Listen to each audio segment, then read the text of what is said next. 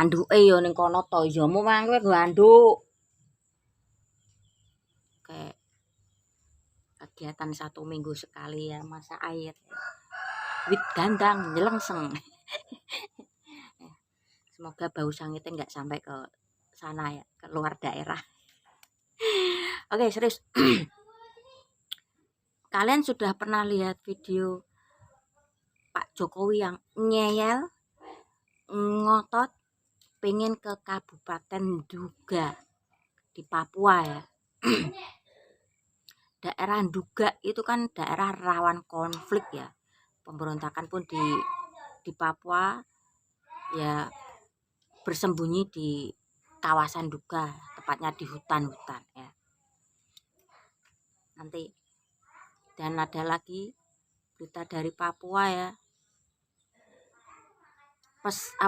Pilot pesawat Ibu Susi Air tahu dong, Menteri Perikanan dulu yang dengan simbol tenggelamkan ya. Itu kan orang asing ya,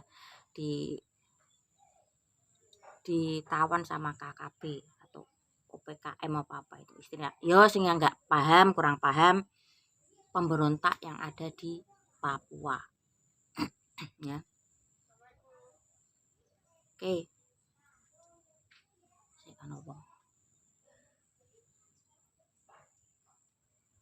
Mbak. Mbak Koe, wih pinternya coba buka Mbak. Kok mentu kok ngetan. Sampai harus ngetan loh. Penonton harap dimaklumi karena emak-emak kalau lagi ngonten selalu terganggu ya. Kalau nggak dari orang lewat ya dari anak momongan atau orang yang sedang mau bertanya sama saya. Ya wes. Tadi orang mau tanya buleku kemana. Ya wes ini lagi di belakang rumah. Nah, kembali lagi. Yang itu ya.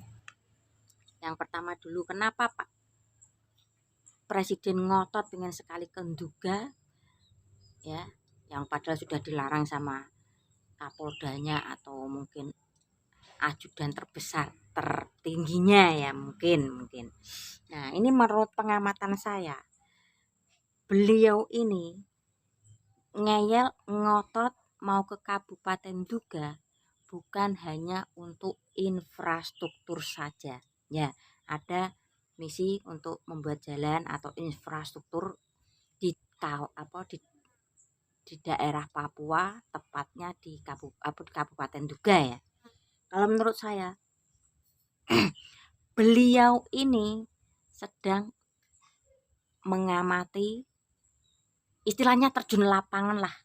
Tidak mungkin beliau tidak pernah melihat pemberontakan atas Papua. Pasti beliau mendengar dan mungkin melihat lewat medsos ya perkembangan pemberontak di Papua ya. Nah, dari situ beliau ini ke Kabupaten Nduga, di samping membuat infrastruktur di sana, melihat daerah Nduga itu seperti apa dan bagaimana ya lokasinya.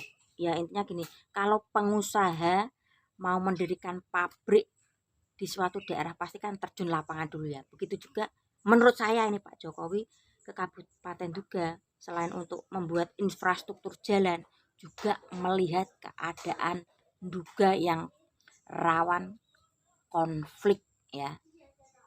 Yang kabarnya itu pemberontak itu ada di Kabupaten Nduga, di hutannya ya. Itu menurut saya. Dan beliau ini pun mendekati ya, aku lihat dari medsos itu, kepala adat di Papua ya, mungkin juga Medan,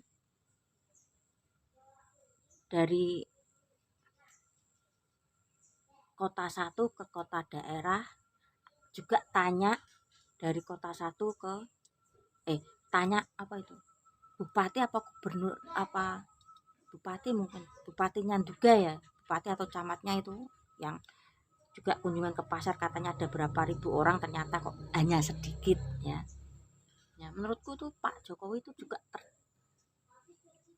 terjun lapangan melihat keadaan Kabupaten Duga ini seperti apa ya. Ya misi satu tetap membuat infrastruktur jalan, tapi di sisi lain Pak Jokowi itu kalau sekali kunjungan itu hanya enggak satu misi doang loh. Kalau menurut saya loh, ada beberapa misi-misi yang lain tapi tidak kelihatan ya. Itu setiap kunjungan kemana saja itu enggak hanya satu misi, pasti ada sisi misi-misi lain yang tidak ditampakkan sama Pak Jokowi, yang perlu dipelajari Pak Jokowi, yang perlu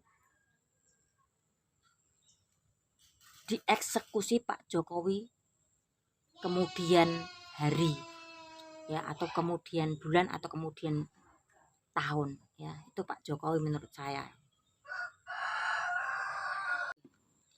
ulas yang tentang pesawat pilot pesawat Susi Air ya. Ibu Susi ini kan punya cara niki transportasi Cilacap Papua atau Papua mana itu ya, kurang paham ya.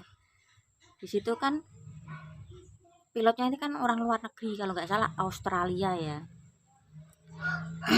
Karena apa, Indonesia sama Australia itu ya agak ya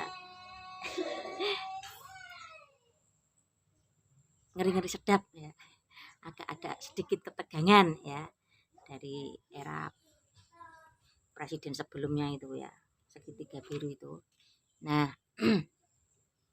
di situ ada juga kata-kata Pak Mahfud, kalau kita mau operasi besar-besaran bisa ya, bisa, hanya mungkin nggak banyak lah orang yang memberontak itu KKB apa itu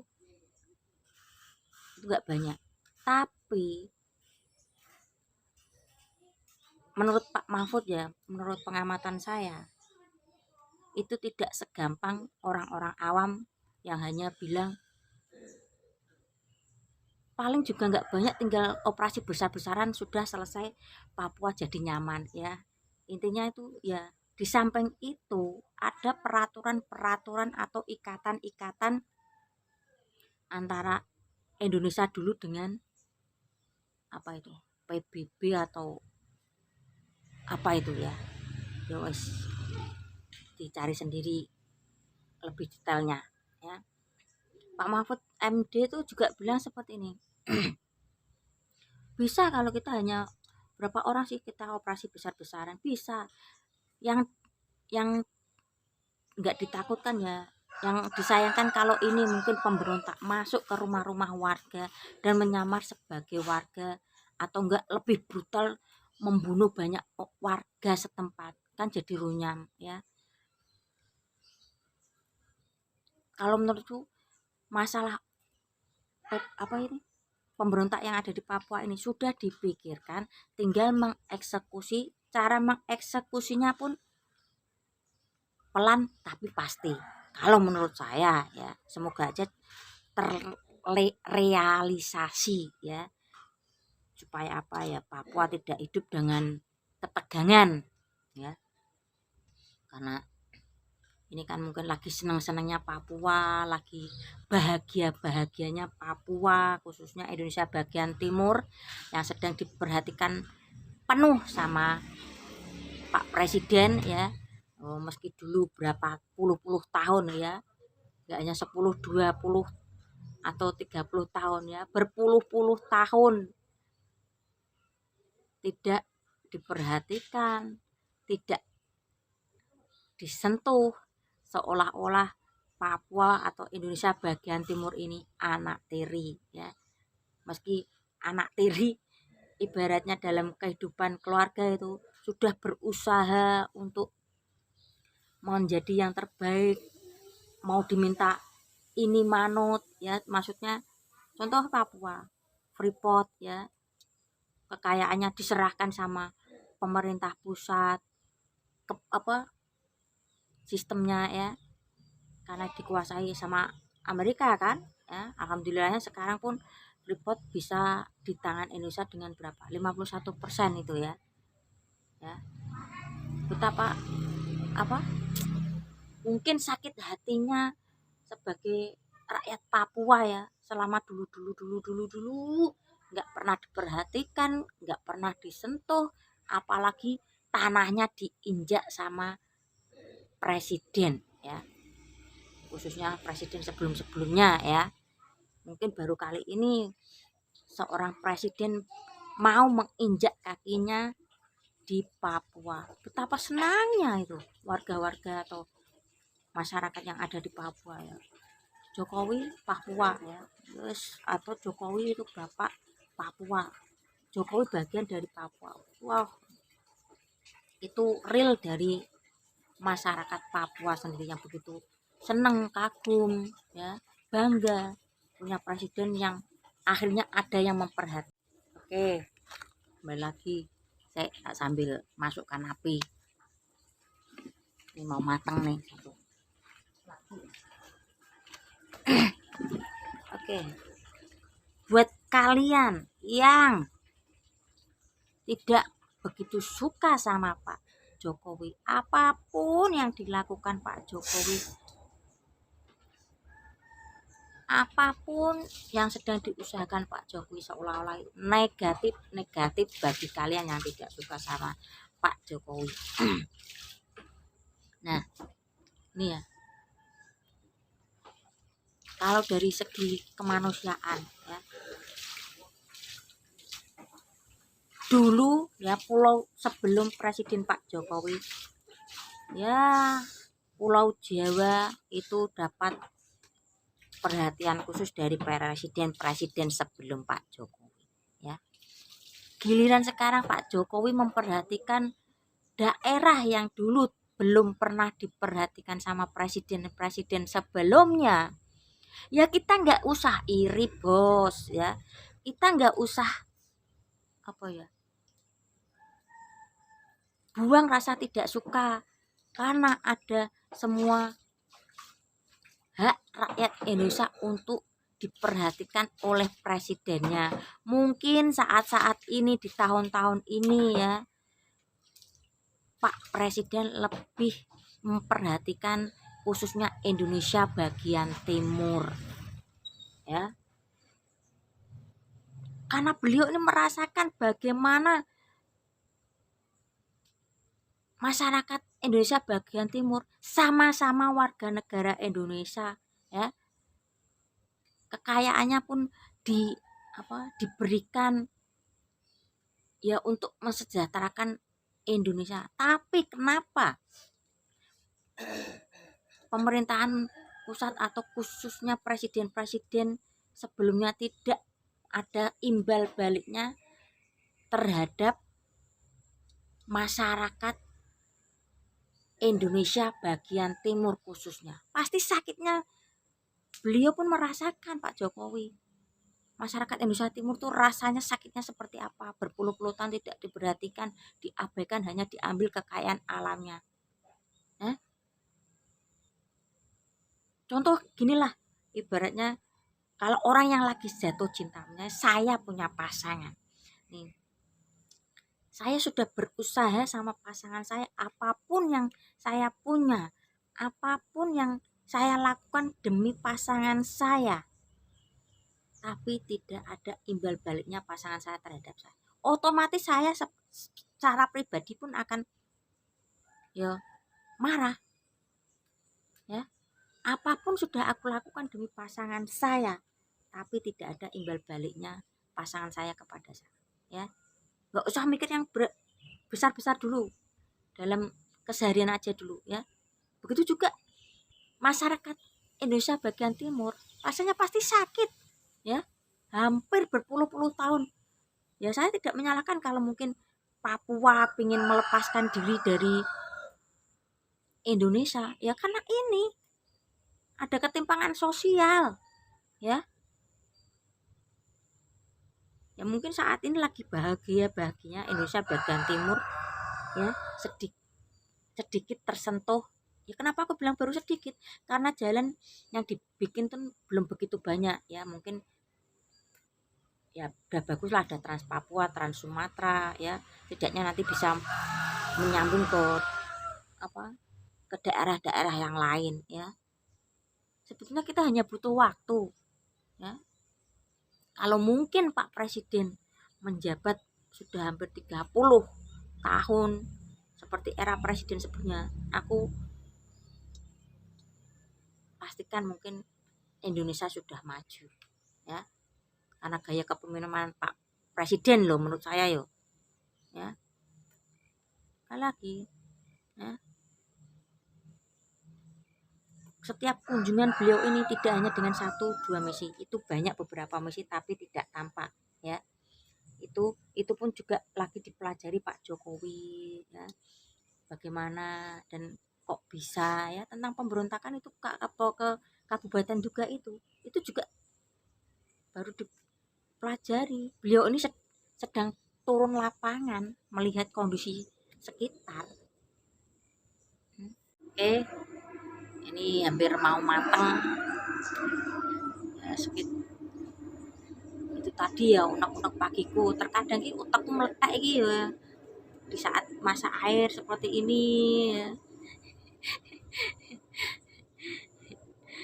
Ya sekali lagi, kalau kalian yang pernah sering mengikuti video-video saya ya, mungkin ada keraguan, iya, ada ketidakpercayaan juga, iya. Karena apa? Saya kan pernah mengeluarkan statement saya itu lulusan RSJ.